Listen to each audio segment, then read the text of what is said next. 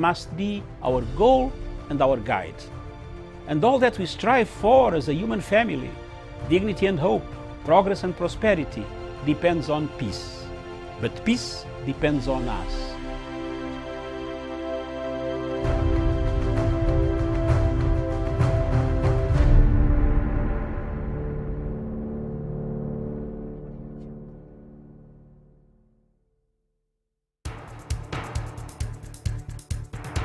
It is ridiculous and it is against the laws of nature that we can have somebody sitting pretty who takes home more money than the credible entrepreneur who is doing actual production of goods and services.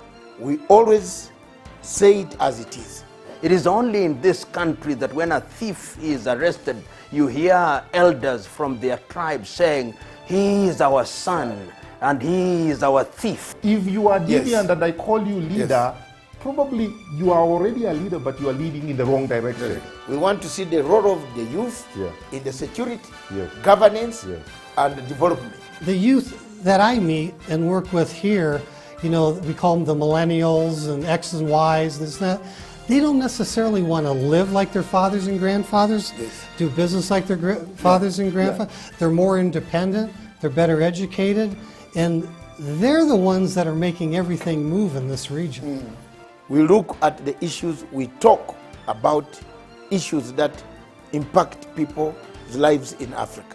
The African peoples themselves continue to cheer bad leaders, and because they cheer them on, they continue to be misled. Let me ask you, doctor, would you rather be somebody who does not enjoy so much freedom but you are rich? Yes. Or you'd rather be poor who you are actually imprisoned by the poverty itself?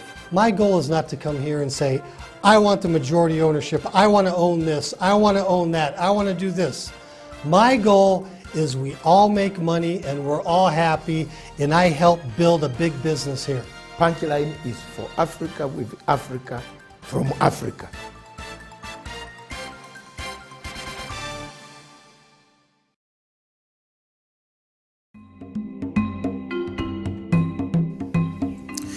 Today, thousands and thousands of Africans and many countries in Africa have conflicts. Notably, from Libya, Cameroon, Nigeria, Biafra, and the Boko Haram, to Democratic Republic of Congo, of where we have seen a resurgence of the past military and conflicts coming back in that country. Hundreds and hundreds of people have been displaced, killed, maimed, tortured, raped, several of them dying of hunger, starvation, and other natural causes. The fighting seems not to be ending. For the sake of Libya,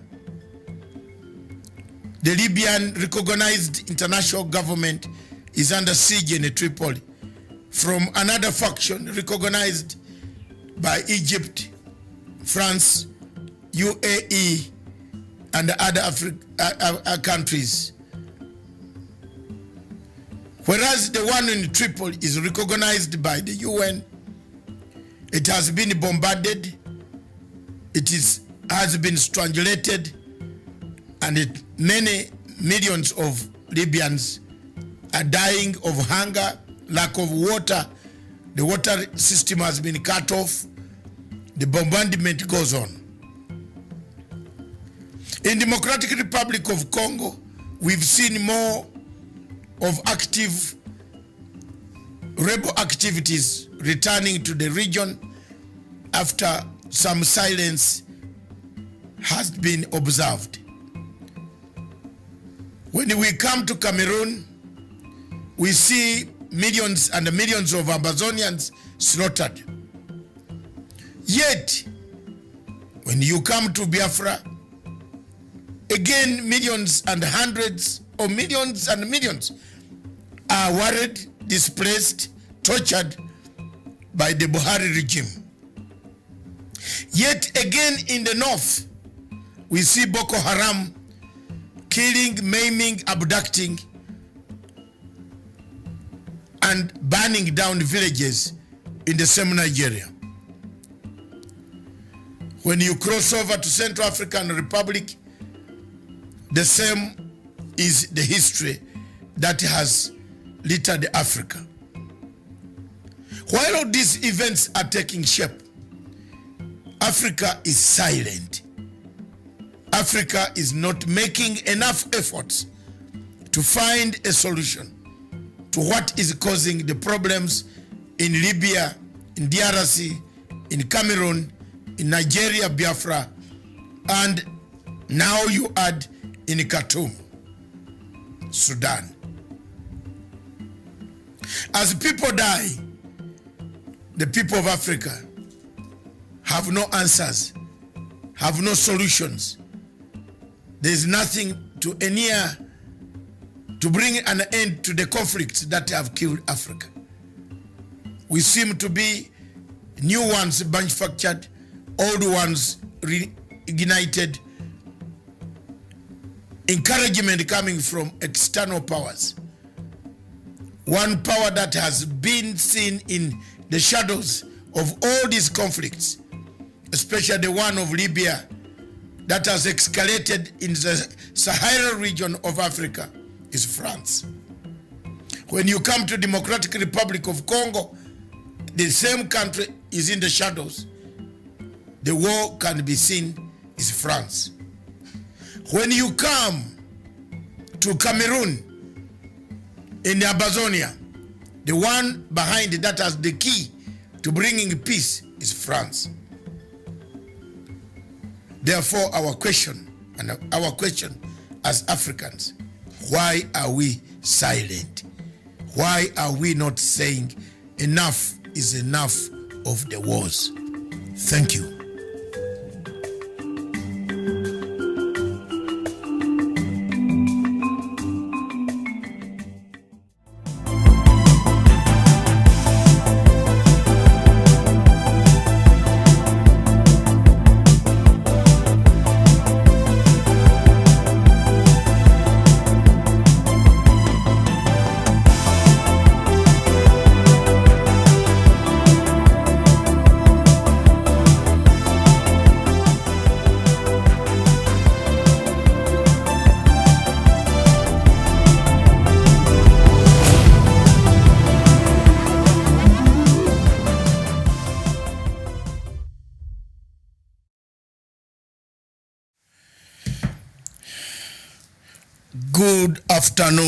Good afternoon, viewers.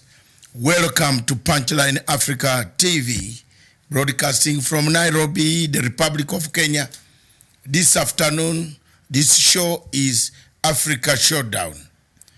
In this show, Africa Showdown, we are going to dissect, advise, give solutions, our opinions on the events that are running, making headlines, and what is going on the African continent. We shall also take this opportunity to find out what ails Africa, what kills Africa. Are we a bewitched continent? Are we the only continent with a lot of resources, but very little has been done? Are we the only continent that has war?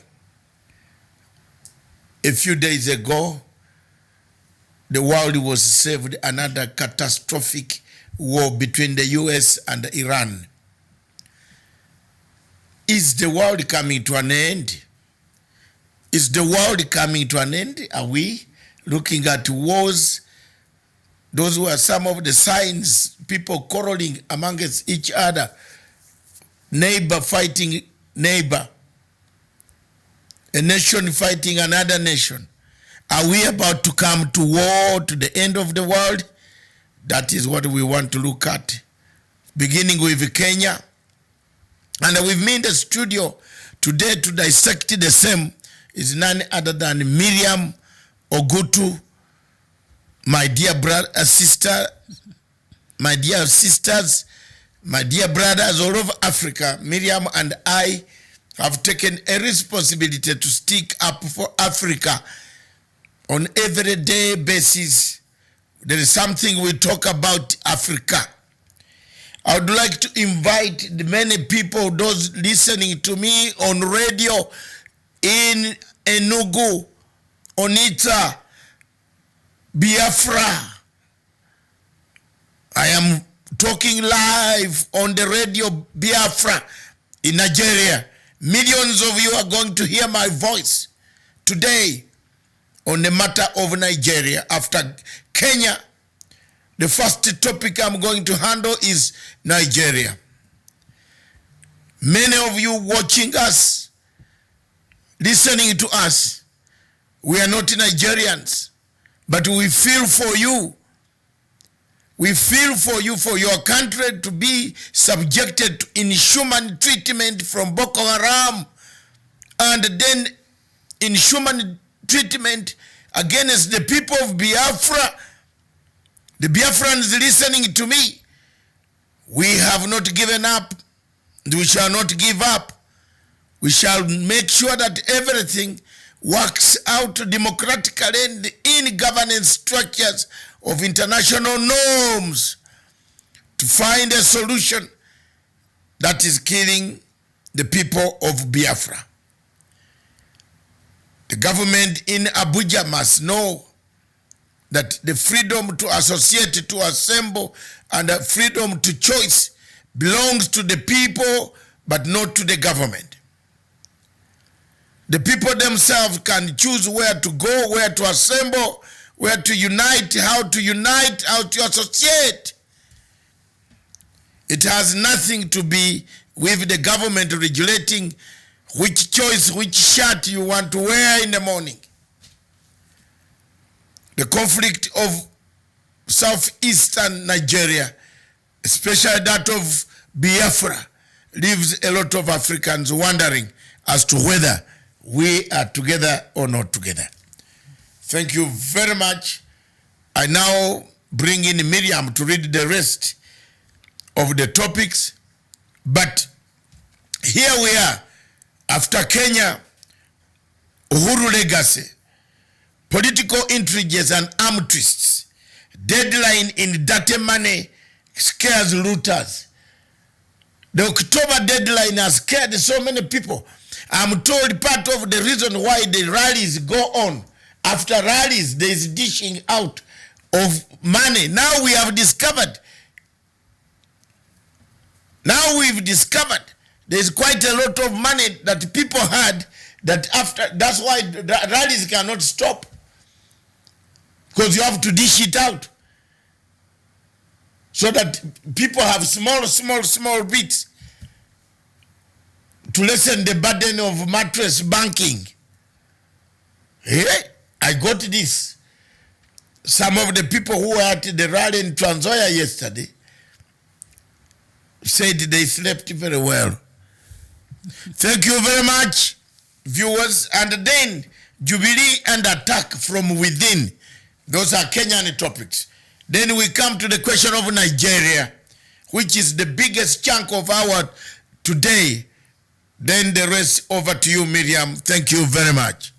Yes, indeed. Good afternoon, good morning, good evening, depending on where you're watching us from, because we understand and appreciate that our viewers come from all over, not just Africa, but across the globe. So it is a pleasure. And thank you so much for joining us. I can see you're already engaging with us, and we will come to your comments much later or just in a short while. But also, what is in store for you today? There was an attempted coup in some parts of Ethiopia on Saturday, and there seems to be a problem there. So we'll be looking to seek to discuss the question that also you can engage with us. Is extremism returning to Ethiopia? And also Cameroon, is a two-state the only solution left? Remember, the conflict in Anglophone region does not seem to be going away anytime soon. So is a two-state the only solution left? And also we look at Zimbabwe, and is President Mnangagwa the last savior for that country, as well as Egypt. You know, Lately, it has not been in the headlines for the best reasons, but of course, the African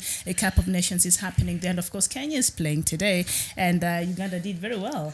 Yes, congratulations! 2-0, very much. Congratulations, Uganda, we got it. Yes, 2-0. 2-0, very good classic. Younger men, if they play like that, I want to tell you, my brothers who are in Cairo, I want to thank, particularly I saw the Honorable MP Otto. That is the spirit. How many MPs of Kenya are going to be there openly like that? Let's see tonight. But I saw an interview by the Kenyan coach for the national team. He said he's very impressed by Kenyans. They're not just watching at home, but they traveled all the way to Egypt. Yes, Kenyans, many Kenyans, but not the MPs. MPs are busy howling insults in Transoya. We really don't care about this politics. No, they should have. No. Why I'm giving Uganda a credit. Ugandan MPs. Many of them. I know them by face, and I could see many of them were in the stadium giving the younger men morale. That's very good. That's why we hit. The second goal of Uganda was the best goal ever, technical. It left the goalkeeper of Congo DRC. Anyway, Congo has never beaten us. We teach you, Congo. We have never taught us. We are superpower in the football around there. I'm a football maniac. So, a football fan, a maniac, and call me. Which name do you want to use? That is enough. Add more. No. A football fan. As I heard. On football, you take me down. Okay. I'm always with football. Okay. I like football. The only game I don't like is boxing and wrestling. All right, too bad. Which brings problem and bowling. But bowling is not bad. At least bowling is relaxation. Bowling needs you to go with somebody you love. Or somebody you like, then you have a chat, you talk. Yes, single-handedly like me, a man going to bowl, it will be a bad thing. But here we are, let's talk about AFCON when it comes, then bring in all these things. Yes, all these things. So with Egypt hosting this year's AFCON, remember it was supposed to be happening in Cameroon, but they were not very prepared. And also due to Cameroon's human rights, record was not very good. And also the preparation was very poor. So it was moved to Egypt. So it's happening. And of course, Egypt has not been in the news for the best, things lately. So will the events that are taking place right now in the African Cup of Nations sanitize the bad image that Egypt has been having lately? So that is also something that we'll be looking at. So we start with Kenya, Doctor. With Kenya, let's first of all give you the news headlines. Miriam will read The Nation. I will read The Standard. The Standard newspaper in Kenya said the radical reforms at Premier University. Nairobi University, of course, will have radical reforms, under which Professor George Magoha is bringing to the platform of education. Dam scandal, key suspects in big trouble. The key suspects in the dam, the money that was eaten, which the deputy president said is only 7 billion, not 21. There is trouble. I think at last there is evidence leading to that, and we shall see whether the deputy, the DCI will move into arrest this week or any other time. What does the paper what does it say? The paper says Directorate of Criminal Investigation has concluded investigations in the 21 billion dam scandal and the recommended prosecution of cabinet secretary, 2 principal secretaries, and the arrest of Prastato chief. Ooh, have they been able to mention names or? Yes. Okay. The permanent cabinet secretary. Which one? We don't know, but guess. You should arrest what about the person who said the 20? Of them were actually gave statements about this. So we know the CS for Treasury did that. Pacha also gave his statement. So one of them. Water also gave statements. So which one? Why are they giving us piecemeal? One of them is going to go down. Miriam, the team. I'm just curious. You are curious? Yes. And one of them, Uhuru no longer at ease in the fractured Jubilee party, which is part of my That's why I've said, is Jubilee under attack from within? I think the president should make a decision. We friends of the president have stood by him, and we have told him it is up to him to make a decision. What would that decision look like if you were to advise him to make that decision? Just discipline the people. Discipline the people. By telling them, those who don't want to belong to Jubilee Party and don't want to oppose the agenda for, just step out and ship out. Okay. And did you see? There must be a mechanism where we must stop this. Because if the president doesn't stop this, who else is going to stop this? Because we thought that in Rivertex, these guys were in good faith. And both teams, whether you are in Tanga, whether you are Chweleke, whichever team, I don't know which team, I don't belong to any. Yes. So I am just an observer and a scholar, and I have to analyze politics like I could analyze politics. I'm going to analyze the politics of Nigeria, although I'm not Nigerian. The Kenyan politics is becoming very nasty, very messy, very childish. One day, you promise the president that you like him, we shall work with you. The following day, you have collected over 5,000 to 10,000 people. And you are telling them, allowing your stray men, stray dogs, in terms of political dogs, not dogs, hitting everybody. Hitting everybody. Now hitting even at the president himself. Because they are saying, as you read the headline here, as I talk, also you read your headline here. There's one here. Yes, there's one here on the Sunday Nation. This is one of the leading newspapers here in Kenya, and it says, a Ruto supporters plot a fight against Uhuru, and it continues to say, a week after President Kenyatta's offensive, defiant Tanga group has vowed not to be intimidated, but to retaliate against those targeting them. But the show of, okay, let me just, because I'll go through it, yes, later. What happened on Friday? I think we were watching here in the afternoon after. Yeah, the deputy president. Show you had with the member of parliament from Zimbabwe, and then you were watching whatever was happening in. But I never take that serious. In fact, when I see the president and deputy together, I imagine the level of discomfort they must be experiencing, because they don't seem to be in the same. Anybody. It really takes everything in them for them to even tolerate each Yes. other, and it's very evident. So for me, it was just a PR stand, and I was not hoping for anything to change. They'll just go back and be politicians. That's what they do. Yes, I never bought into that. Miriam, I totally agree. If they can come together for development like what was happening in Rivertex, fine. Then after that, they can kill each other. I totally agree with you. I totally agree with you on the question of the deputy president and the president. Let's not have a PR. It must be very the president seems not to be very comfortable. The things that have been said, but because he's a head of state. But the president must know the comets. The comets. Julius Caesar, Shakespeare. The comets are there, the signs. They have planted the signs and the symbols of friction that Shakespeare told. You have a play, if you have gone to school, not these schools of botany and zoology, real schools of political science. Botany and zoology is yes, you know who has done botany. But it's also very important. I don't know. Otherwise, you will not be in the career. I don't study plants. Let's be honest. I studied political science. And I'm sorry, I'll defend my career as a political scientist. But we cannot dismiss other people's education. I mean, yes. For me, I defend what I studied. Yes.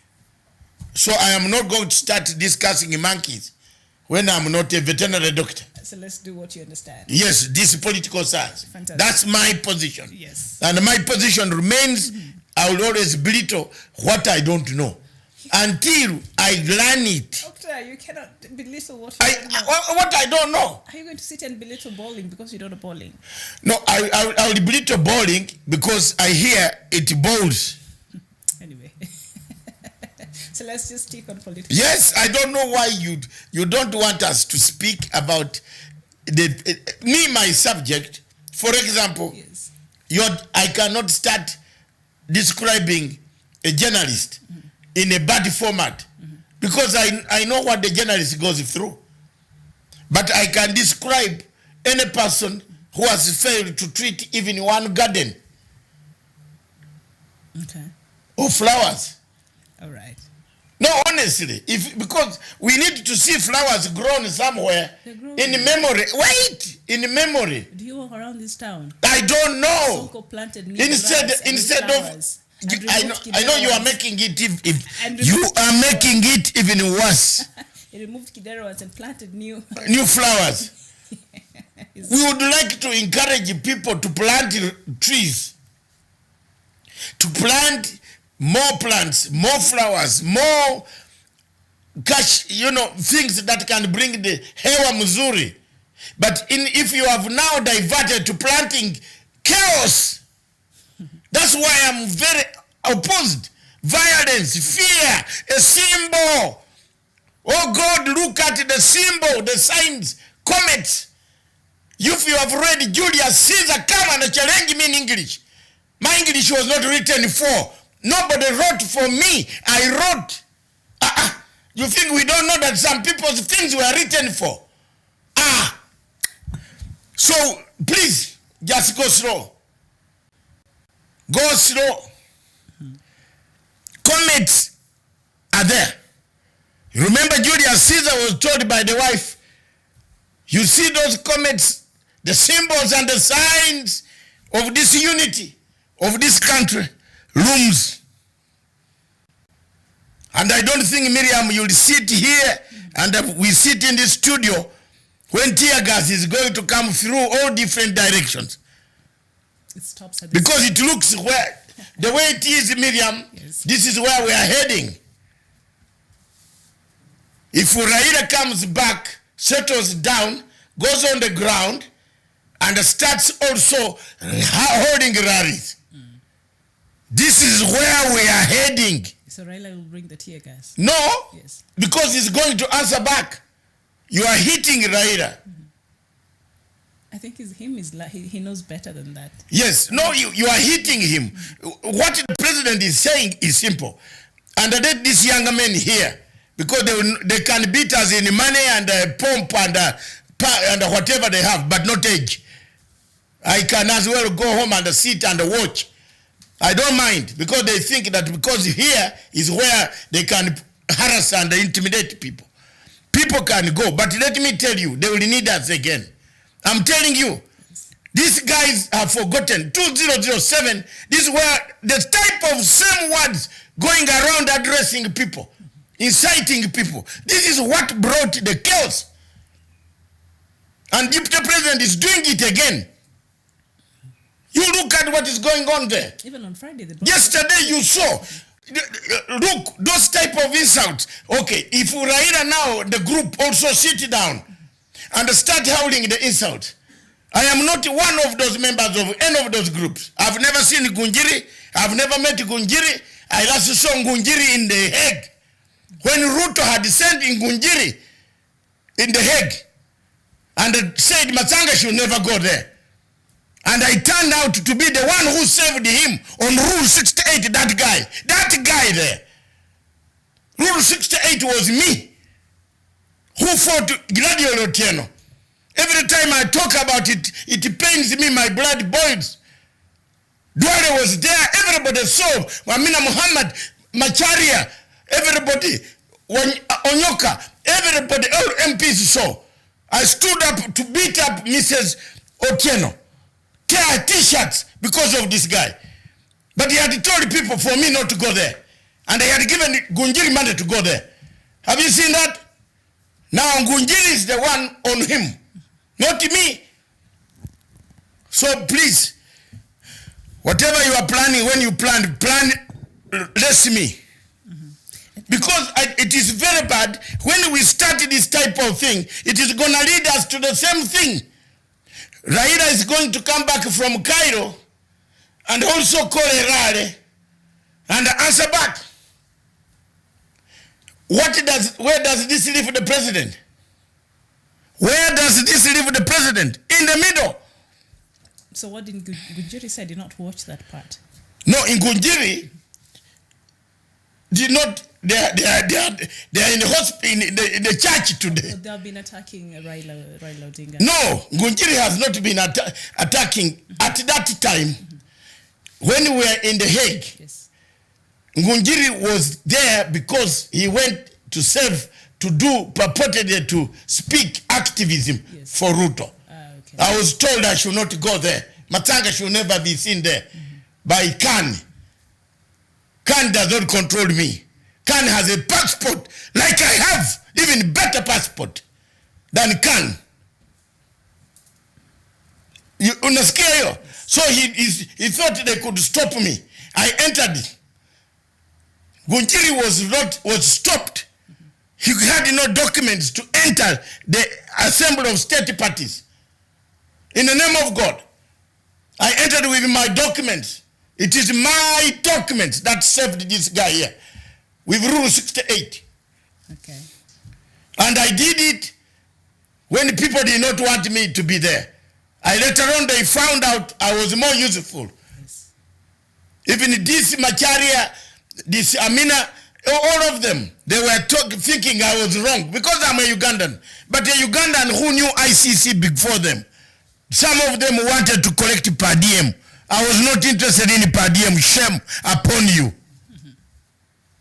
I did it. I dismantled Rule 68. The chief prosecutor even found me out, said, you are the most dangerous man on continent Africa. I said, what will you do to me? What? And I tell you, madam, don't even talk to me and come closer to me because I will push you. I told her, I will push you, I hate you. I told the chief prosecutor, Fatou Bensouda, I hate you. I hate you. I told her. You can see that picture, I will give it to you, you see. I said, I hate you. You and Ocampo, I hate you.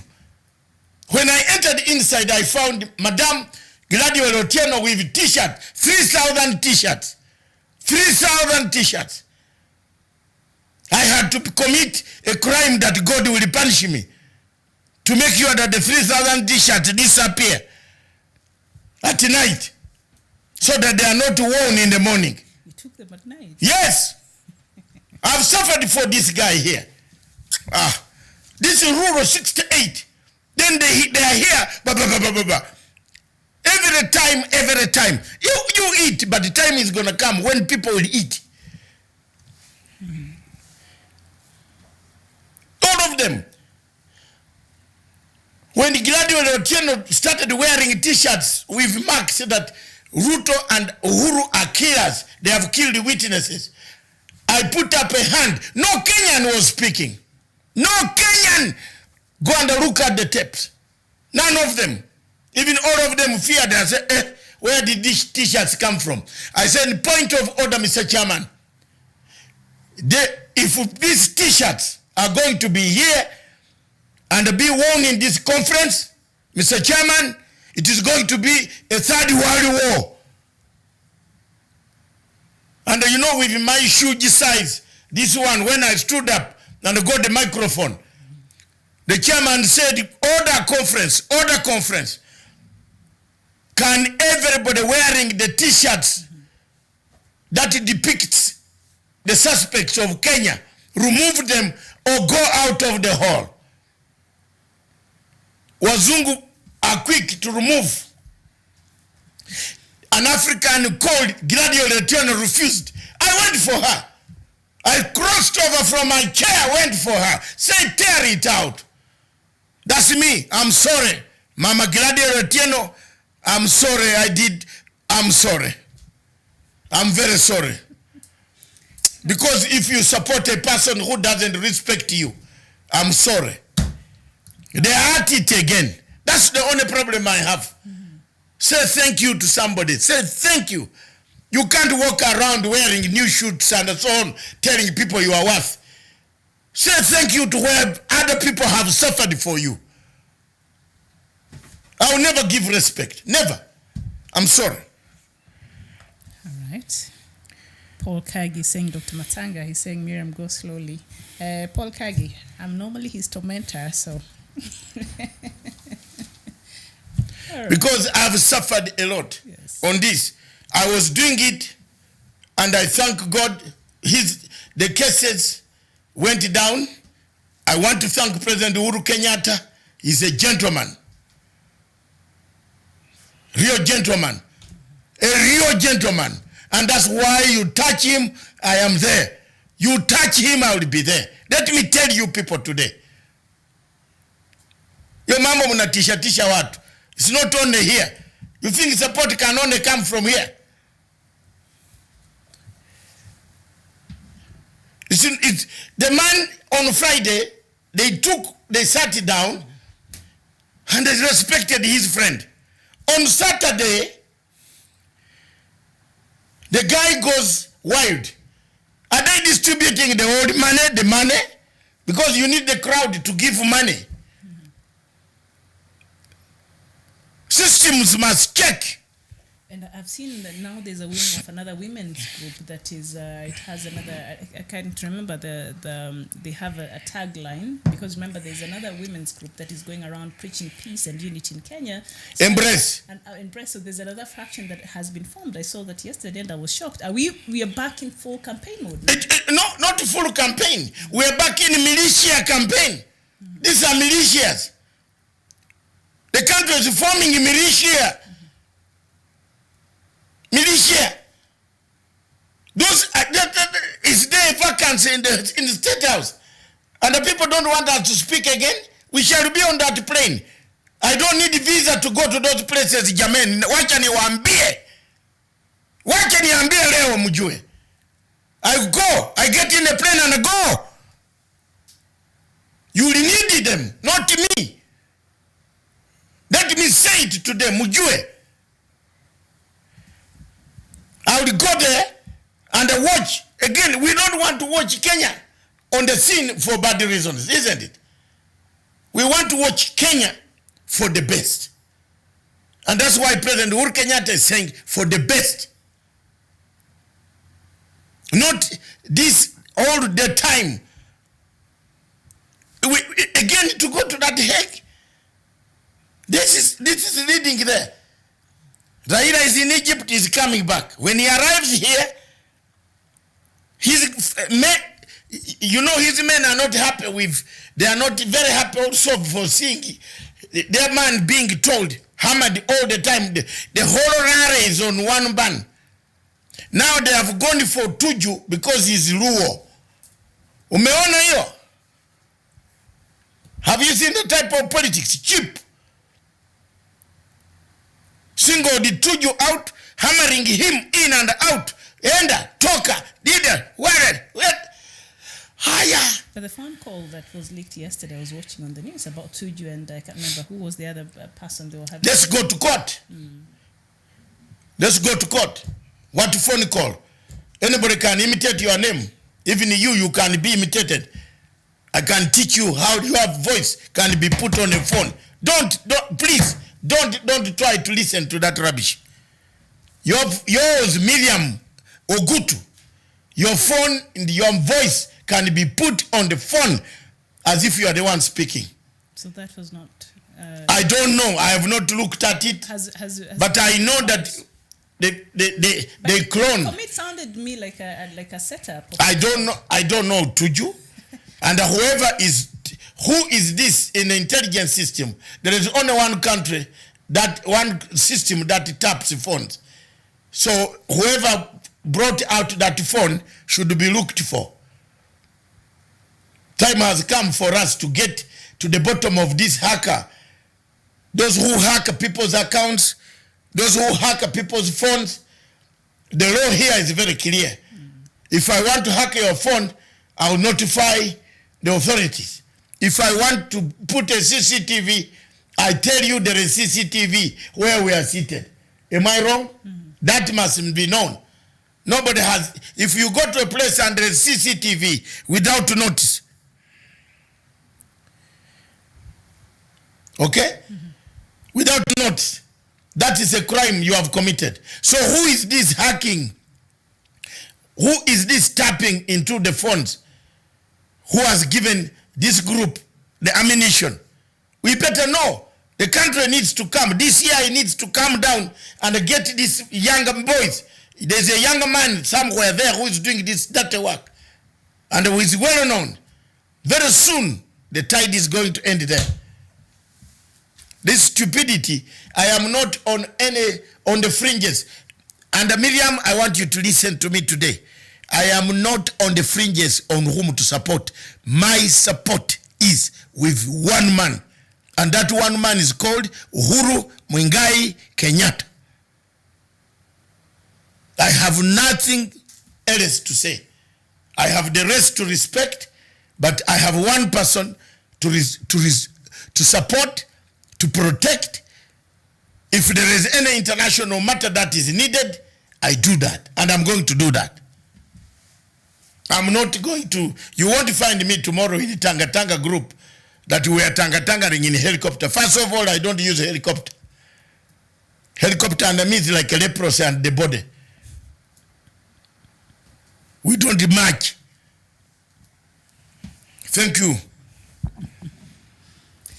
All right, so... And I think it summarizes all the Kenyan issues, that yes. Political intrigue, I'm twisting, I've talked, put them together, but the rush, the more, you know now people are rushing to beat the deadline of October to change their money. It's here actually on the Sunday Nation. This is what is data tricks. Miriam talk about it. Yes, data tricks in rush to clean hidden billions. War on graft ahead of the central bank October deadline to face out 1,000 Kenya shillings notes. Our nation's inquiries revealed how hoarders are resorting to underhand and sometimes bizarre ways to launder the cash they had stashed. So this is something that is happening right now, and October is just around the corner, 2 months away.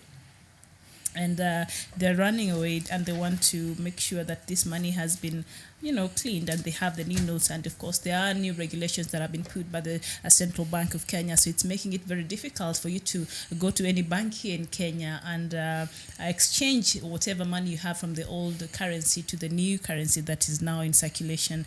Because if you're going there to exchange over 1 million Kenya shillings, then the Central Bank of Kenya must be notified, and the bank managers there must be notified. And it's a process. So you'll not even just do it on the spot like used to happen. Even if you're going to bank that much account, the central bank must be notified. So it has made it very difficult for anybody who had stashed this amount of money in the house, especially that were illegally acquired, to go to the bank and change for the new, notes. And also through the help of other countries, the government is working in partnership with Uganda and Tanzania, where it had thought a lot of people would want to rush there quickly and exchange some of this money from those countries. But right now, any currency from Kenya, the old one, is not accepted in Kenya and in Uganda and Tanzania. So they're helping the Kenyan government in its efforts in fighting corruption and money laundering. So it is a difficult time for the people who stole and stashed money in the house and used it as pillows now. It is.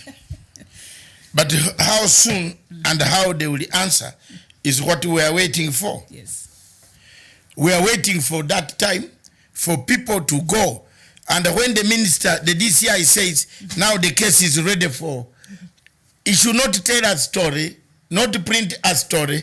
We are fed up with the story. Yes. Let the DCI just move and pick these guys, yes, and take them, charge them, they go home. So you think this coming week is going to be a very busy? I can't predict, and the people say you told us and it hasn't come. At the courts? Yes. Let it actually come.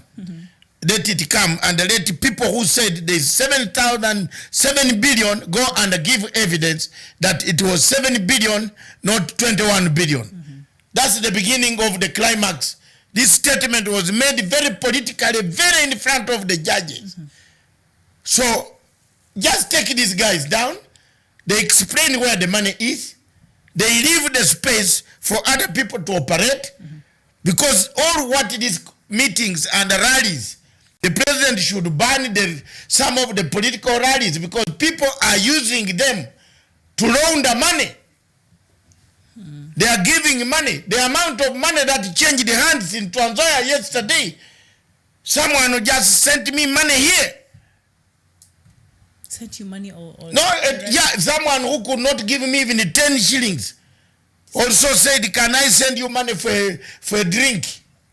You said yes and yes. No, I refused.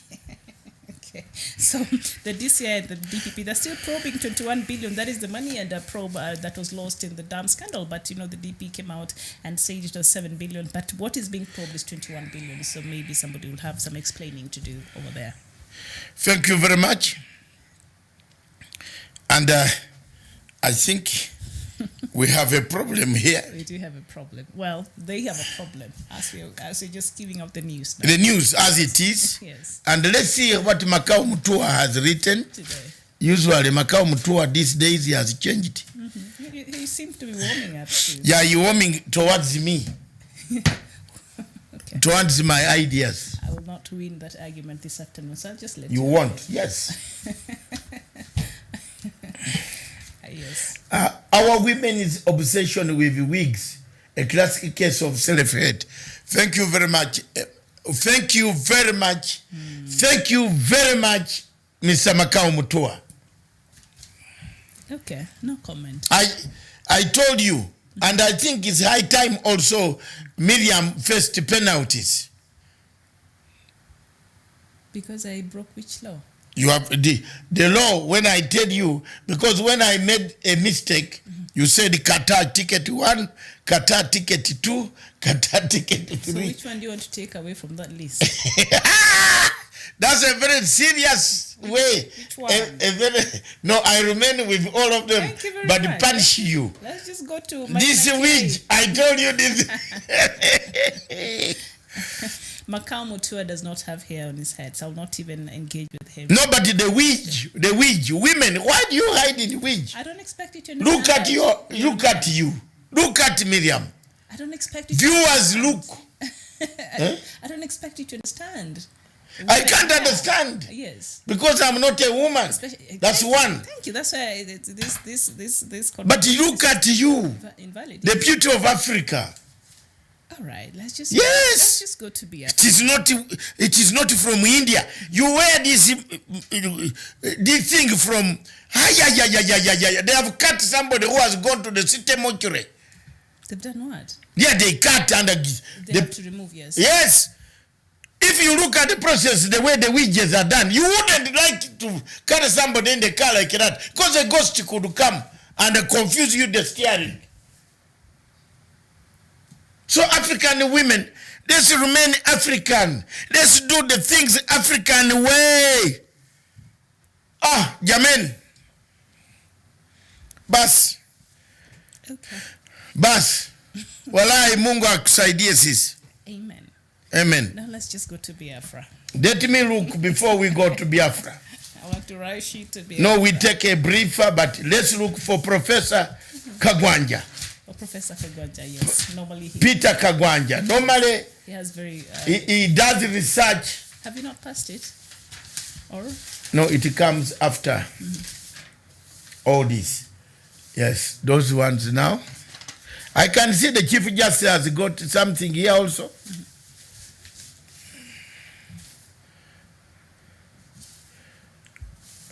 Some people want the bar entry points changed. Agency launches probe into KRT graft claim missing millions. Everywhere we have eaten. Like the zoo that lost money in Nigeria. Yes. And then the zoo. The gorilla had eaten yes. $51,000. Okay. And then armed robberies apparently. Billion tree race is but one battle for Tobacco. Tomu Mushindi. I have never trusted the Mushindi anyway. But it's okay. I leave it there. Yes. I like Opengo. Kwendo Opanga. Yes, Kwendo. Kwendo Opanga is, despite the denials, ODM preference for Uhuru success is well known. Yes. Yes. You see, that is what we call good analysis. Then, Kwendo American news strategy to curb China's growing influence. Those are educative articles for students. Professor Peter Kagwanja, thank you very much. I hope people pick and see what you have written. I agree. New strategy to curb China's growing influence. It is true. It is internationalism racing against each nation. You spring up, Americans come, They make you have bad dates. They make you lose cool. They make you take industries. They make you take ports. In Colombo, the Americans have now gone back to Sri Lanka, and they have offered Sri Lanka another. It is a Cold War, but shifted between Russia, China. Now it has come to China and Russia and America. You see? Why America was not able to hit Iran? Nobody in Europe wants to know. Nobody. I think the world is just tired of this war. Yes. So you can't insist on starting another war. The French told from serious intelligence networks in Europe, the French told Americans, you are on your own. The British said, we are not part and parcel of that war. They've been, the Germans refused. They will not join.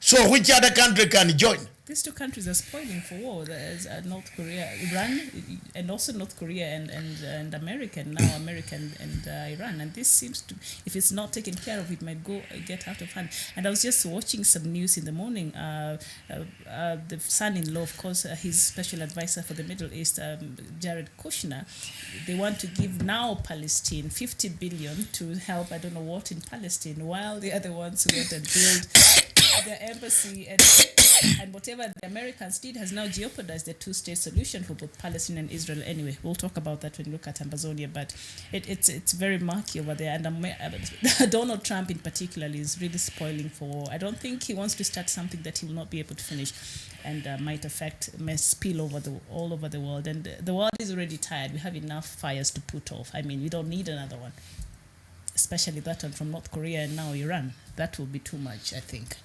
So do we take a short break and then come back and we look at the rest of the topics we have for the day?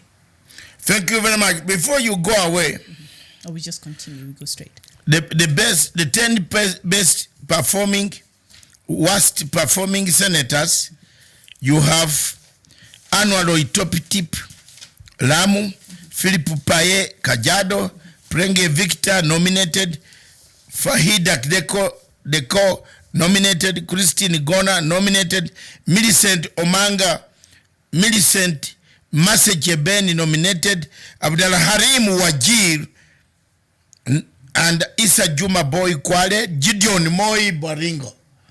Gideon Moi, his people are still dying of hunger. I would vote that was performing. And I don't know why in Baringo, while they had the leadership of this country for 24 years, I do not understand. But anyway, where is that statistics coming from?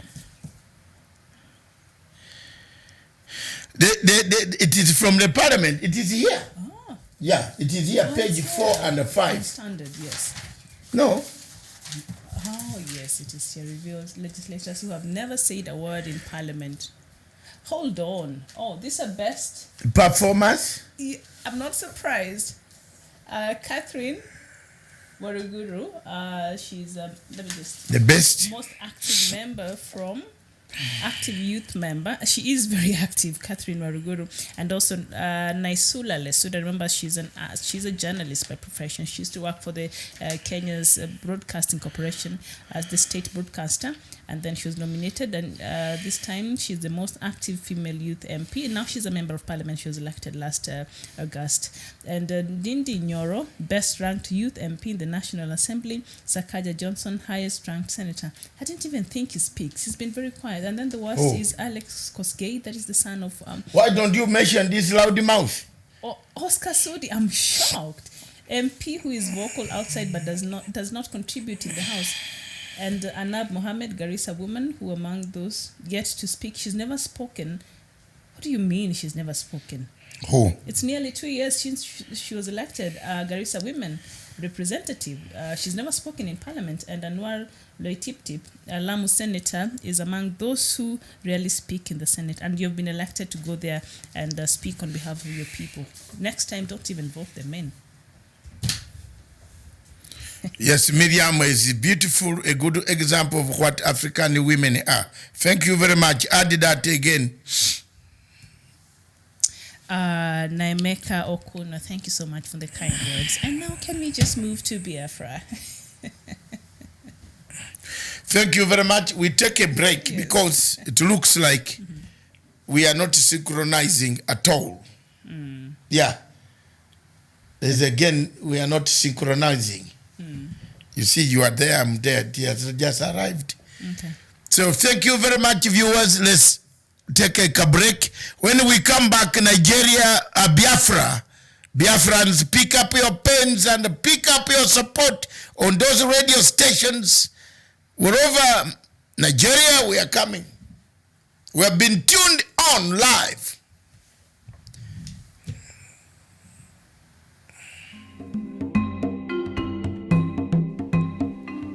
I want to call upon the people of Abazonia today. Wherever you are in the diaspora, in Abazonia itself, that in a struggle you are bound to have divisions. But divisions should not divert you from the main focus, the main challenge. We have struggled to expose the happenings, the human rights abuses in Abazonia.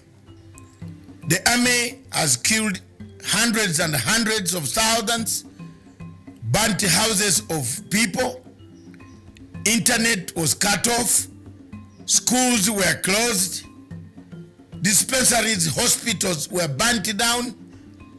Abazonians should not be intimidated by Paul Robia. It is not upon the leaders of Abazonia, because I am not from Abazonia. But I've played a pivotal role in making sure that I loud out the voices, I put out the call, I call upon AU, EU, United Nations, Human Rights Watch, Amnesty International. Many of them have listened to some of the things that I say here, and they have come at last. America, United States of America, is slowly moving towards giving the Abazonian people the dignity they deserve. I therefore call upon the leaders and the leadership of the Abazonian people to unite for a purpose. The unity of purpose is paramount as opposed to disunity, which has nothing but only produces ego that we have seen in South Sudan. What has killed South Sudan is not because they don't have the money, the minerals, the resources.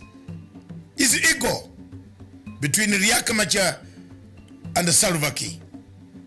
We would not like to see that ego come to the people of Abazonia, the leadership of Abazonia. I call upon Samuel Sako, Akanga, Milan, and Eko to unite and talk with one voice on international scene that will bring about the peace, the tranquility that you yearn for since 1961, when the resolution 1608 was abandoned by the United Nations General Assembly and Abazonia was annexed by the Cameroon government by then. I call upon you, my brothers, to pick up the unity call and free your people without disintegration. Thank you.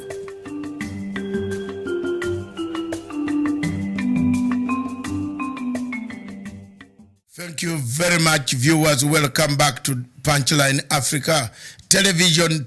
Right now, we switch on to African Showdown. We begin with Nigeria. We begin with Biafra, a nation besieged by war in the north, besieged by internal revolt, killings, kidnappings, torture, murder, rape, defilement, destruction of property in southeast region of Nigeria. Most of those parts in the southeast region, some of them have been underdeveloped since 1967 when the war ended.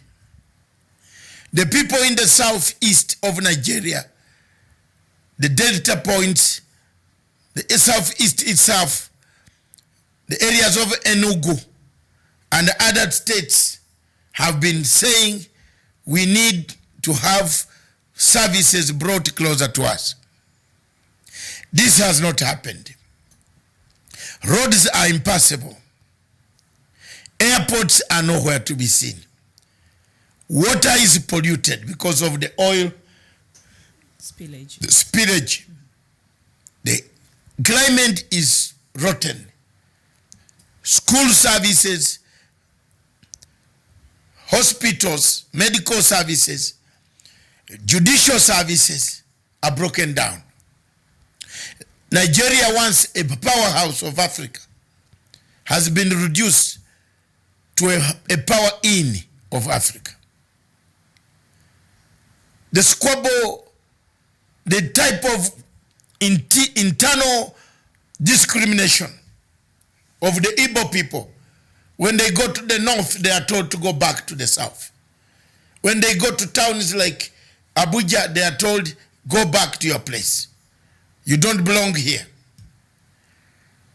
The marginalized majority, actually the marginalized majority. In some African countries, minority are marginalized. But in Nigeria, the majority is marginalized.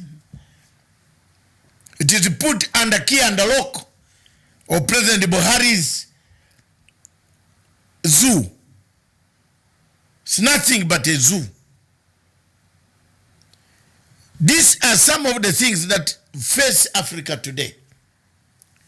If you look at Boko Haram, which is hitting, killing people in the Maiduguri area and most of the Sahara region of Nigeria, you could understand why I am saying so. Boko Haram itself runs errands in the north. When the Buhari took over power, he said he will finish them in 100 days. Is it 100 days? Buhari has taken now 6 years without even killing any leaders of Boko Haram. What can the country, what can the people who are suffering under these conditions say? Over to you, Miriam, point number 2. And of course, Boko Haram has killed tens of thousands of people over there in the northeastern part of Nigeria. And it's not just in the northeastern part of Nigeria, but it is also very active in countries like Chad and Niger, and also in northern Cameroon, where it's really terrorizing the residents there. And right now, the statistics show that 2.3 million people have been displaced from their homes. And so far, a lot of people have been killed. It cannot even be accounted for. And so it has been said to be one of the world's deadliest extremist terror group by the Global Terrorism Index. That was in 2015. And you can imagine that was in 2015. Today in 2019, even I think on Friday here, some people were killed in part of Nigeria. And that week only, I think 3 attacks happened in Nigeria, and other countries that didn't even account for that. So Boko Haram has become a real threat, not only for Nigeria and the countries that are being affected now, but for the rest of Africa, because it's really, really spreading. So even us in Kenya, we need to be worried about Boko Haram. After its founding in 2002, Boko Haram increasingly radicalized itself into suppression of the operation in Nigeria. Military forces were left helpless, summarily executing people as they go about, through their leader, Mohammed Yusuf, in July 2000. They was executed. But the group grew stronger. Very strong. The group has carried out mass abductions of children, younger girls. It whips people, it cuts people's limbs. It hates any Christian who passes by that place in North Nigeria. And not just even Christians, because Boko Haram was founded upon the principles of Salafism, advocating for Sharia law. So it developed into a jihadist group, of course, but also the Salafi doctrine that the Shiite Muslims, they are normally very, very conservative. So there are the Muslims that are not really, so not just Christians are the target for Boko Haram, but even some other Muslims who are a bit liberal and not very, not like the ones in Saudi Arabia. So what has happened is that it is not only Boko Haram. Of late there has emerged a Fulani terrorist group by mainly Fulani tribesmen against the Igbo. We stated these facts because we have photographs which we can't show on the television right now, indicating how the Igbo of the South are being beaten, caned, slaughtered, cut with daggers that have been supplied, equipped, while the police and the army in the southeastern region of the Biafran people watch. It is a fact that these things are happening. It is also a fact that as we look at the current situation in Nigeria, it doesn't give us the strength to say it is our big brother with the biggest population. It has left us wondering, as if Nigeria can fall to this type of schemes, where in the north you have terrorists, in the south people who want their referendum, they want a free Biafra. They want to, discuss their destiny. It was a matter of sitting down to say, and these are the reasons why we can stagger this referendum. We can do it, but you can live in such and such a place. That's what Biafrans are saying. But to deny them, one, the right to the referendum, the right to associate, the right to assemble, the right to choose, which is a fundamental right. Choice is somebody's right. You don't choose for me the shirt I wear. It is from your liking that you wore that shirt in the morning. Today you are dressed like you are because you chose, you thought that your body liked the type of dress you are putting on. That is a fundamental right that you cannot tell a human being that I want you to wear unless that human being is in a military camp. So the situation of self-determination in Nigeria is not question. It cannot be discussed. It must be, let's go and get it, let's stagger it, let's do the vote.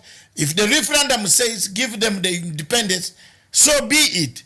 But you as a government, you can stagger that referendum, the results of the referendum. Say, I will give you until we arrange backup, what is that one of Europe exit?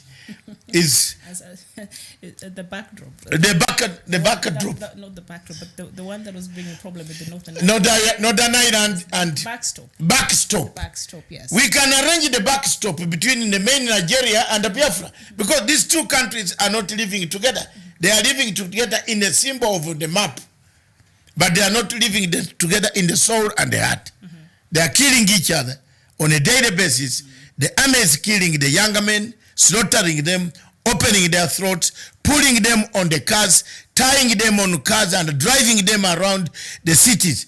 The pictures, the horrendous pictures, very bad pictures that I have received, I can't play them on the television because the rules in Kenya does not allow us to play those pictures. Yes. It is sad that Africa is watching, Africa is enjoying, while people in Biafra are not enjoying. Yes, indeed, and it's very interesting because even when President Buhari was even, campaigning for his re-election, and of course he was inaugurated just a few, I think over a month ago, and he didn't even give a speech. He didn't even attend his inaugural dinner that night. So Nigerians themselves are worried about their president as it is, and also just 3 weeks ago he held a meeting from leaders from the northeastern part wanting to talk about the scourge of Boko Haram. But this is something that has proved that he cannot deal with. He promised when he was entering, to be president, and he said it is just 100 days and I'll deal with this problem.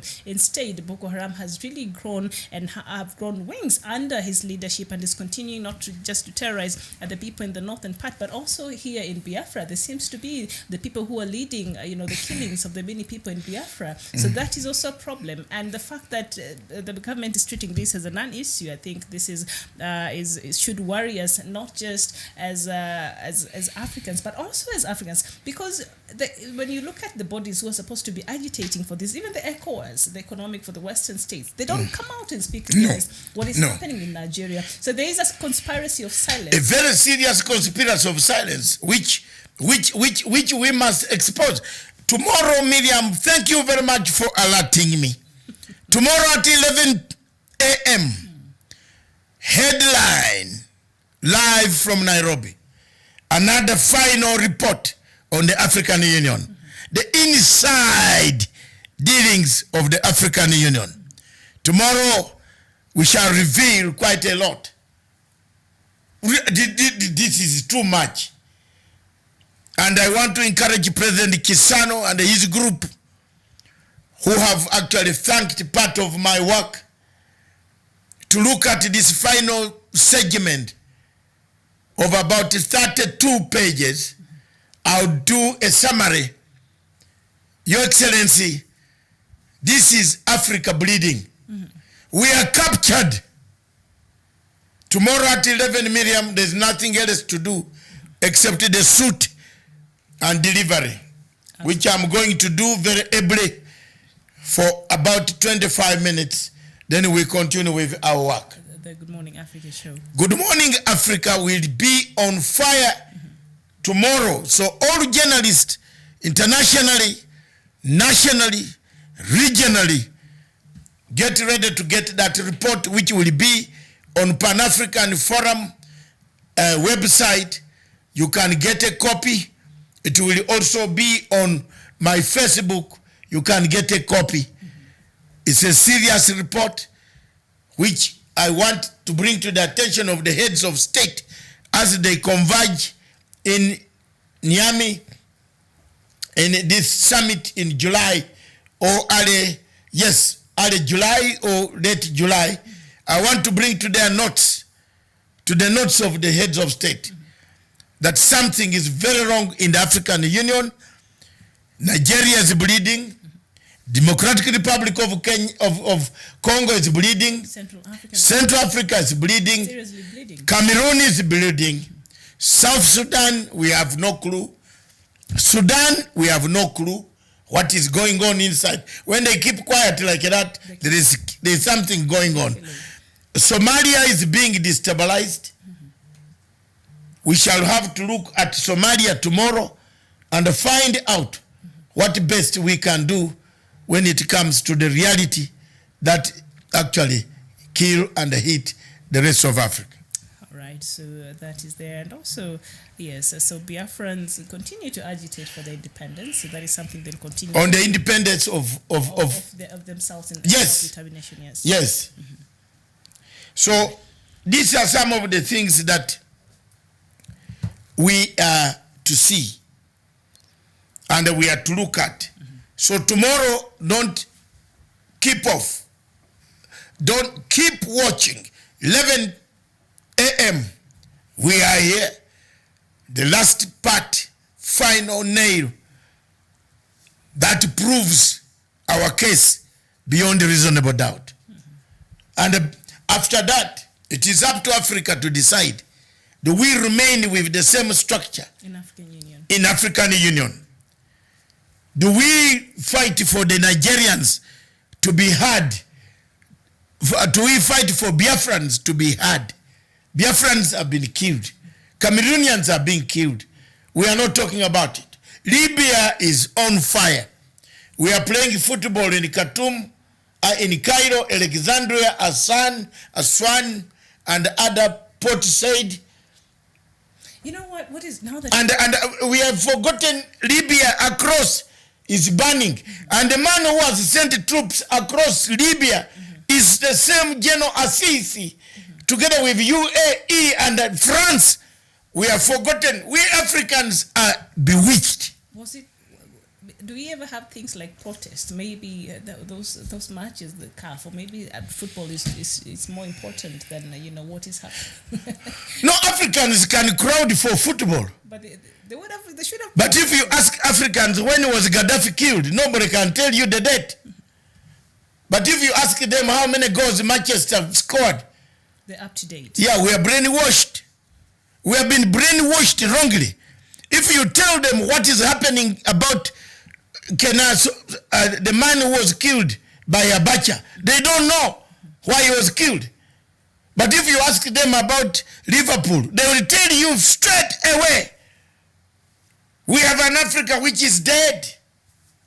The current generation of Africa does not even know the previous history we have gone through. If you ask Africans in Ghana that who was your first president, they will tell you Rawlings. Yes. Some Ghanaians don't know that Kwame Nkrumah was the first president. And they are in the university. They have to go under Google. If you ask Nigerians who was your first prime minister, they don't know. The man who was assassinated, Baba Tafawa Balewa, they don't know. I know him by head.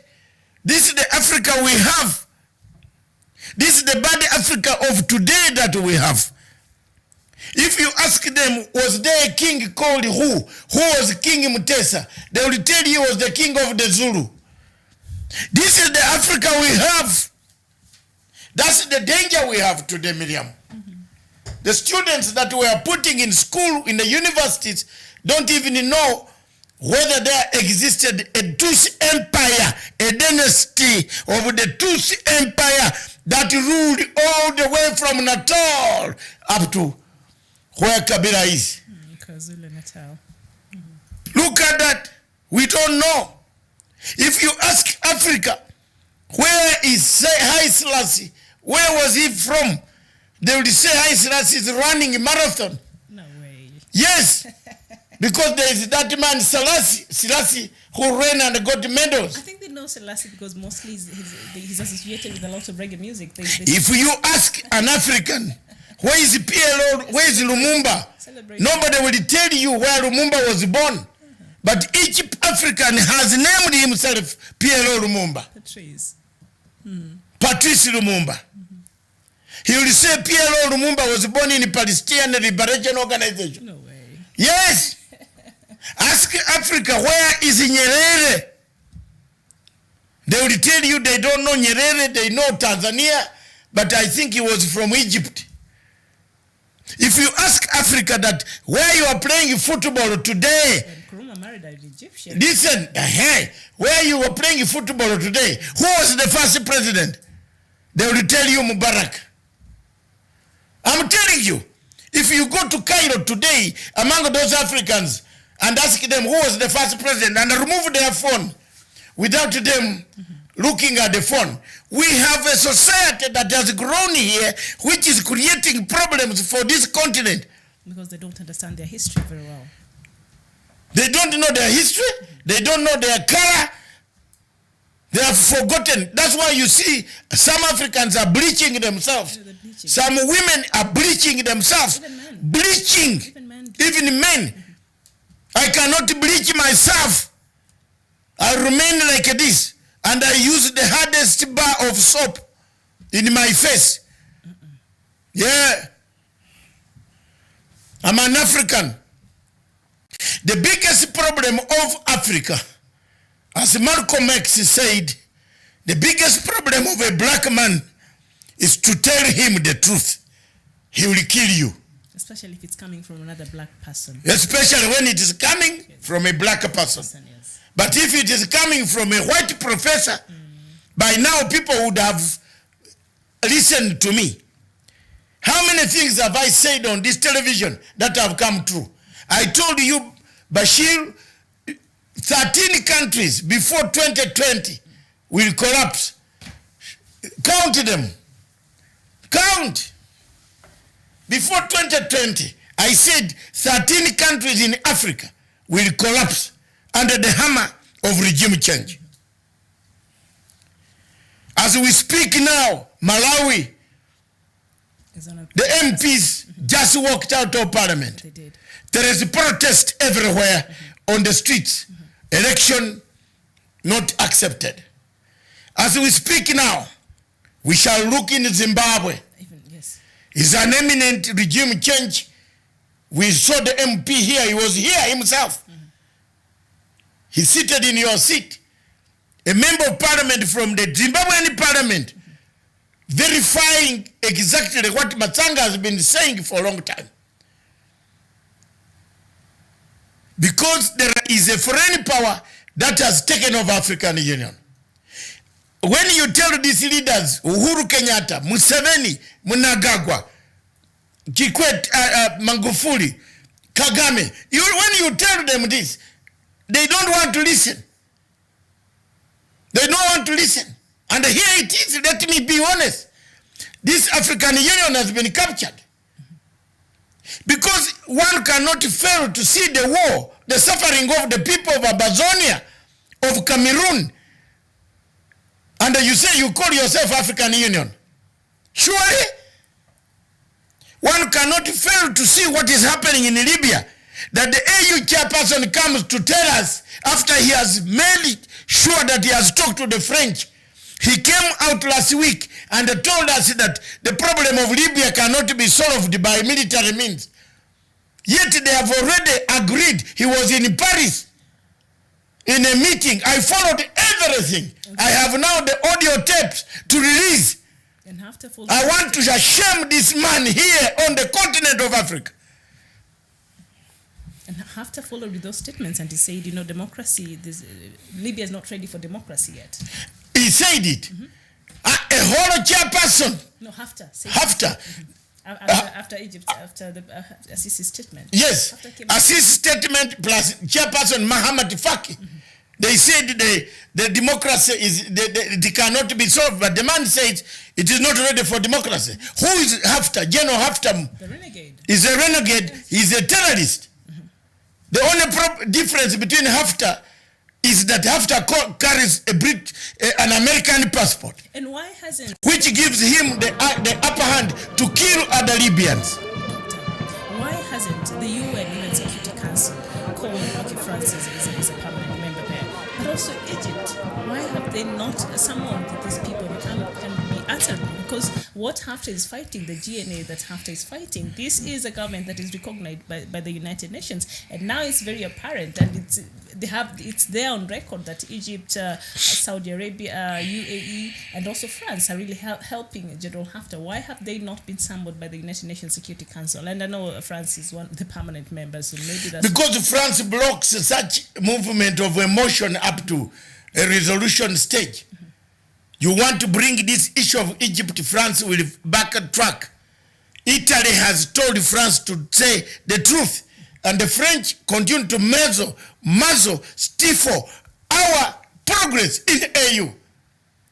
They continue to manage the AU, micromanage the AU affairs. Now they have added there another woman called Mushikiwambo of Rwanda. We are being managed very badly. You will see my report tomorrow. All right. It's a devastating report with records by inch. I would deliver the salvo. The copies will be available to Kagame, Museveni, President Uhuru Kenyatta, Salva Kiir, Ramaphosa by 12 o'clock. All of them will have the copies. Chisano will have the copies on behalf of the African former heads of state.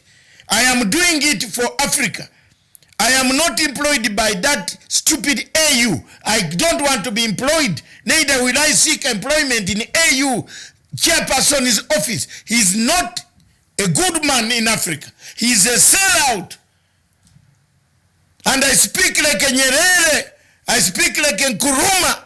I speak like a Sekou Touré, like a Gabriel Nasser, like a Obote, Jomo Kenyatta. I am not giving up until I find a solution for the African Union. People cannot die in Libya, and you tell me you run around to pick money from Paris, then come back, you are picking money for elections in Chad. Why can't we take Libya as a very crucial matter? And African Union should come to a standstill. The men have not had water for almost 2 months, cut off by General Haftar, Khalifa Haftar, who is a surrogate of the Egyptian president, Assisi, UAE, and Macron. And the U.S. And the U.S. So they have given them support to kill Libyans, to kill them after they have killed Gaddafi, destroyed the country, destroyed the economy. They want to kill even the people. I can't keep quiet. Hello. That's my role as an African. Hate me is your problem. In fact, if you hate me, go to a transformer of electricity. Put your head there. But don't kill me. Because I have to speak for Africa. If the presidents are not speaking, ma'am, I will speak. Because I have nobody except God to direct me what I should speak. I'm not inciting anybody. I'm placing facts before the people of Africa watching this television. Those who will watch this program later will learn my problem. You cannot allow people die in Biafra. You cannot allow people die in Amazonia. You cannot allow people die in South Africa, in Southern Sudan, South Sudan, Central African Republic. Now Khartoum. We disengaged on Khartoum too early. And also South Sudan is becoming a hot potato because it's just on Friday, we were reading on Thursday, members of parliament walked out when the CS for finance wanted to read their budget. They have not been paid for the last 6 months, all public servants. So tell me, that country is slowly going back to anarchy. It is. It is there already. It is in anarchy. If 6 months, 7 months, civil servants, a country with oil, with great oil reserves. Surely, it has nothing. There is zero. It can't pay its workers. When they collect 2.3 billion, they carry them, you see Sudanese sipping wine, as if wine is going to get finished from the vineyards. In Nairobi, in Kempiski, in where? Sipping it. Wanakunywa as if it is finished. Africa should stand. The children back at home are dying on the streets, in the bushes. Riek Machar, we don't know what his next plan is. Another war rooms.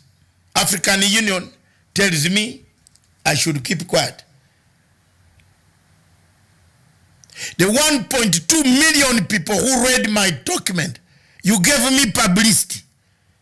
So I am using the same publicity to answer you back tomorrow, African Union. You watch, it will be 20 million. This time with audio tapes that I will play. And I'm ready for a commission of inquiry. If it is brought, external commission of inquiry by heads of state who will be in Niamey to sit down and create an inquiry. A commission of inquiry into the affairs of African Union. The work for sex for work, for women. The espionage. The capture by external non-African state puts me at a crossroads with African Union. All right, Ndundi Uma, you're saying, Dr. Matanga, African Union must be overhauled and allowed independent individuals to contest based on your track record of work experience, not corrupt dictator African leaders who that doesn't know governance in all about, because African leaders have failed wholly to protect their own people. So that is Ndundi. Thank you so much, and thank you, our viewers, wherever you're watching us from. And please let us know from which part of the world you're watching us from. Emeka Nweke, you're saying in Nigeria, some state government owed 3 years salaries and pensions. I mean, these countries that you think have even the resources to take care of their own affairs, that they owe what? Nigeria owes who? 3 years salaries and pensions. These are state workers. That is very interesting. Is there? Thank you so much for those who are writing to us. So keep writing. I'll read them. So if a country like Nigeria, is it Nigeria? Yes. We have seen this disease spreading everywhere in ECOWAS. Liberia now has caught up the disease. Oh, it did, long time. Liberia is becoming another failed state in West Africa. With the president whom we thought he plays football, he can gamble with the football. He never gambled with it. He failed us, and here we are. He's a good juggler, but he could not juggle with the politics. It's very governance is still difficult. Bold rake, you're saying, Dr. David. Very good statement. They're busy drinking wine. Wallahi. Hi, Bol. Yes, Bol, they drink wine like water, as if it is going to be finished. While their people are dying. Government officials, you see them in big hotels in Nairobi, guzzling wine in a big way, as if they even quarrel over it. Quarrel with the cashier. Bring more. Bring more. When people are dying. Ah. Okay. At times I think why I was born in Africa. I don't know.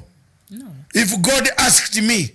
Africa is a beautiful place. Yes, if God asked me and he gave me preference, I don't know. Africa, I wouldn't trade being an African for anything else. I think what we need is to make sure we put the right people in position. But have we matured to that? We haven't. Miriam, we haven't. If you tell me Nigeria 6 months, they have not paid the workers. So we are our own worst enemies. We are bewitched. We are bewitched. Don't say worst enemy is the understatement. We are bewitched. Bismarck thinks AU is just a virtual organization that is toothless and non-independent. Ball is laughing back. All right. Thank you. Keep writing. So do we move swiftly to Ethiopia? And from what happened on Saturday, woke up to the news that there was an attempted coup in Amara state in Ethiopia. And of course, the regional president of Ethiopia's Amara state and his top advisor were killed in an attempted coup in which the country's army chief was also shot dead at the office of Prime Minister Abiy Ahmed said. So, since coming to power, he's been... I told Miriam again, I'm vindicated. Didn't I tell you? Didn't I tell you? What did we say on this show here? I told you about Ethiopia. The worst mistake that Ethiopia made was to open up the border between Eritrea and Ethiopia. Full stop. I closed my case. Okay. It should have remained closed. Yes, because one partner is infiltrating Ethiopia. The type of radicalism, the army commander is dead. That type of radicalism that is beginning to crack in Ethiopia will fail the Ethiopian state. Ethiopia will become a very dangerous state that our AU headquarters might be forced. Because if you open up to a man who has not opened up to you, we are battling with Al-Shabaab. When the Al-Shabaab hit Amisom, where do they go? Who plans this hitting? Where do these people have supply lines? Who is supplying Al-Shabaab with arms? Hey! Aye! Oh, Africa, look at that. Who's supplying? For example, where does Boko Haram get the arms? There must be a source of supply of arms of Boko Haram. They have very sophisticated... sophisticated latest equipment. Ammunition, yes. Who has sent Boko Haram on the people of Nigeria? Who has sent Al-Shabaab on the people of Somalia? And as you see now, we sit here, Somalia issue. Look at this. What did I say here? You read this for yourself, for the people. So Oguna, this is the government spokesperson, states says Somalia is on a propaganda drive in bid to win sympathy, and Kenya diplomats in Nairobi may be rubbing their hands in glee after Somalia finally joined them in the trenches for a political fight over the Indian Ocean border dispute. A government spokesperson Cyrus Oguna said in Nairobi expects Somalia's propaganda machinery to be in full swing, including use of political bodies to drive rhetoric. And on Friday here, you know, the Arab Parliament came out to castigate Kenya over that trial. So why are we not also going the same way? What did I tell you here a few weeks ago? Somalis are doing political propaganda over an issue that is before the ICJ. We in Kenya are silent. We are moving with this thing as if it is normal, telling lies to the president that the thing is all right. This is not all right. And is it... There's something wrong here. You know what?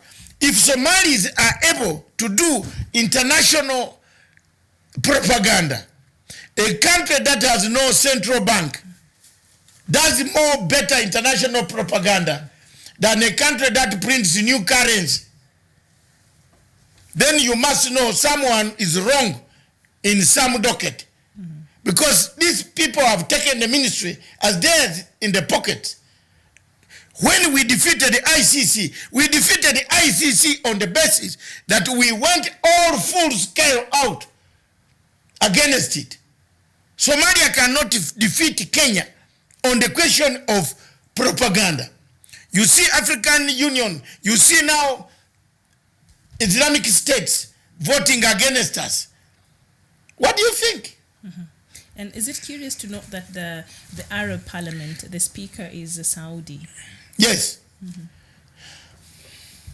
Why were they very quick to come out and give their thoughts on a matter that really does not concern them? Because this is a row between two countries. Why did they find it necessary to come in and give their take and tell Kenya to keep off the waters and between them and Somali? Saudi Arabia being the speaker of the Arab Parliament. Jay Brown, also you're saying, Doctor, the worst will soon happen. Okay, Biafra. And something here, Abdisamad Ali, you're saying UAE supplying Al-Shabaab. You see? Abdisamad, thank you. Nice to see you. They supply them through a country. And they can't supply drop from air. The United Arab Emirates supplies arms to Al-Shabaab. That's why the man cannot record a statement on gold. You see? You see? They do. But they can't supply it in air. There must be a country of conduit. And that country of conduit is the same one causing problems in Ethiopia. Look at the Ethiopian, the chief of staff of the army is dead. The president of one of the states is dead. Several people are killed. There is radicalism, extremism, which is flowing into that country. This man of civil society organization came to power, Dr. Bin Abe, came to power with a populist civil society approach and went and opened the border, which is now we and the rest of the government are closed because they feared Efaki's moves. President Efaki of Eritrea is a man who speaks to himself and God and alone, and his wife maybe. He has no personal interest to the rest of the world. He doesn't care what Eritreans are eating. What they eat at night is not his problem. He does it the way he is doing it. And that's the Afaki of Eritrea. He's determined. You can imagine the country is facing very serious human rights abuses. He has flown to Khartoum to advise the army in Khartoum. What does he give advice there? And he castigated the AU. But also the Amara region there, the Amara state there has been for a long time the feeling of marginalization by the rest of Ethiopia. And these individuals who are suspected to be behind the coup recently said that Amara people have never been subordinated. And also there has been some sense of grievance and victimhood that is driving this need for them to, have their, like a nationalist movement. So it's an issue also of an injustice that have happened for them, a systematic injustice in the state of Amara. And one of the people who was leading this coup, Asamiwa Tsige, he was released. He's been in custody for 9 years and was released earlier last year because he was a general before, and he was put in jail because of he wanted to have some coup earlier, 9 years ago, and he was released. But it seems as though the government was not really paying an eye on him because he was able to, of course now he's on the run, but it is suspected that he's the one who actually planned this coup, and right now he's on the run. So there seems to be some laxity when it comes to the security in Ethiopia right now. Thank you very much, Miriam. Thank you. God bless you. Let's move on to Oh, that's a warning shot. No, it's okay. Let's move on to the last, one of the last segment, which is... We had something on Cameroon, and before we go to Egypt, we finish with Egypt. I think we had something on Cameroon, and of course, we just wondering: is a two-state the only solution left? For the people of Ambazonia, the conflict in the Anglophone region in Cameroon is deadlocked as it is. There is no dialogue between Yaoundé or the Ambazonians, who are both refusing to give ground. Ambazonians also have their prerequisite. They're saying if we have to come to the table, then this is what we are demanding to happen. And none of those things is for our leaders to be removed from jail, because some leaders in Ambazonia, the leaders in Ambazonia right now are in custody, and they're facing serious charges, including sedition. And so the rest are saying, if we have to come to the table for a dialogue, first of all, our leaders must be released. And the government is also counting on a military victory and has refused to discuss the form of a state. And so it has been on a stalemate for a very long time. And of course, Ambazonians are not relenting in their quest to want to be independent. So now, 20 months later, the conflict has left 1,850 dead, and others have not even been accounted for, and around 530,000 people have been displaced. These are serious numbers, and not just numbers. These are people, not just statistics. When you sit down and hear these numbers and think, this is not just some math somebody doing somewhere to get a mark for it. These are mothers, these are children, these are fathers, these are people who are suffering, who should not be suffering at all. And the government of Paul Biya is just there doing nothing. You know what? In summary, the only thing that can cure the disease of the country called Cameroon is a two-state solution. Let the people of Ambazonia be given their own state. I don't have any word to add. I'm sorry. That is what the much we can do, Miriam. Okay. So, all right. So then we move to Zimbabwe, and the problems does not seem to go away. It's only one savior left. Mnangagwa. Yes. So what is the trick that he'll get? If we lose Mnangagwa, then we plunge ourselves into a confrontation. So the people of Zimbabwe should hold Mnangagwa to the dearest and hold him, remain with him, engage him to find peaceful resolution out of the mayhem they have. It is very clear now that if the current government collapses, the military will step in. And the military will not accept, not give the views that are here now. So Zimbabwe should not, and the Zimbabweans, especially the political leaders, on both sides, should look at an angle to remain civilian more than to remain and give another revolution that could bring the country into a strife, a social, political, and economic strife that could follow after Mnangagwa. And something here, just Bismarck just wrote. Let me just read it quickly before we go to the next point. And he's saying Middle Eastern countries could be meddling in the affairs of Horn of Africa countries, and eventually Black Africa could be in focus. Colonialism might be creeping back to Africa due to our weaknesses. We've left some loopholes, and it's not just Europe now. We've seen it now, even the Arab world. It's not wrong. It's not wrong. Coming in. Yes. We left too many doors open, and those doors have come. It is very difficult to close them, and they close us out. Yes. Okay, so we end with Egypt, where, of course, the 2019 Africa Cup of Nations, known as the Total 2019 African Cup of Nations, is the 32nd edition of the African Cup of Nations, and the biennial international men's football champion of Africa, organized by the Confederation of African Football, is taking place in Egypt. But the tournament, will it help salvage the image of Egypt as it is right now from what even happened last week, the death of Mohamed Morsi, and how the government of Assisi handled that matter? Yes or no? Yes and no.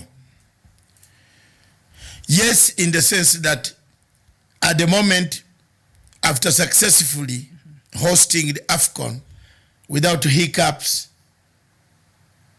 Egypt will go on record to say we are the giants of Africa. We have hosted this football match without hiccups, without any violence, without any extremism. Remember, Egypt lies on the crack line, the fault line of extremism of the Middle East, of Israel and Hamas, versus the Sinai Peninsula, and most of these football matches are played around Port Said, Port Suez, Alexandria, and the people are gone to Elmag Sheikh. Yes, that resort. Not everybody who has gone there to Egypt has gone to watch football. Yes. Some have gone to relax. Even to pyramids of Giza. So yes, it will improve the liquidity. The economy will burst, will blossom in this time. So after we'll have more money. Yeah, after they will pump more money. It will encourage tourists. There are people who have now gone to see the tombs. Tourism will increase. The pyramids in some parts of Cairo, south of Cairo, north of Cairo. There are people who are on in the restaurants eating. Yes, it will improve the economy. It will improve the social status, the standing, the way people handle the visitors. But the bottom line, it will not remove the bad image of President Assis as the chairperson of AU, who is commanding a war across the border which is killing several Libyans. It will not, yes, change the position of Egypt for the matters that happened around Mohamed Morsi. The international community has already taken a stand, has condemned Egypt for having failed to give food, medicine, and protection to a prisoner who died in their custody. Yes, it will bring hope. No, it will not erase the bad images of human rights abuses that are committed daily in Egypt and elsewhere, Cairo and other cities of Egypt. All right. So far so good. The tournament has been going on very well in parts of different places, different stadiums. I watched before you go further, I watched the match between Madagascar and Guinea. These boys of Madagascar wiped out Guinea. They scored how many? 2-0. Yes. The Madagascar. No, 2-1. 2-1. They came back and did a great job, man. And they took it. That's good. The Uganda match was excellent. Uganda match, we have no regrets. And I think Uganda in that team, if Uganda plays and marks my Liverpool friend, Mo Salah, if they mark him tightly, for him never to enter their box, Uganda with its running football, it has those quick passes. You saw them. I don't know whether you watched a bit of it. The way you are looking at me, I know you don't like football. I watched wrestling, but you know. She never watched. I'll go watch this one, the Kenyan one today, if I remember. Is Kenya playing with Algeria now? Supposed to be at, I think, 11 or thereabouts. I thought it is 11. Yes. Yeah, obviously, but 11. So I'll miss that. So that one I will stay at home and sit and watch. Now, the movement of the Ugandans in the middle field and quick other flanks, the upper, lower flank is quick. And their goalkeeper is formed.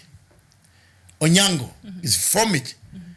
If he goes on doing that, except injuries, because people seem to be injuring him all the time, until he I think he left. No, he didn't. There's one goalkeeper who left. Okay. One of them left. So, if that is what it is, Uganda could become a very hot potato in that group stands a chance to... Another match that disappointed me was the match between Nigeria and this country is called what? Burundi. Nkurunziza. These boys of Burundi deserve to be, they won the match. It is only good luck that Nigeria scored one goal. But the boys of Burundi, kudos. You could see, these are the boys who are well organized in their soccer. They played very good soccer. Very fantastic soccer.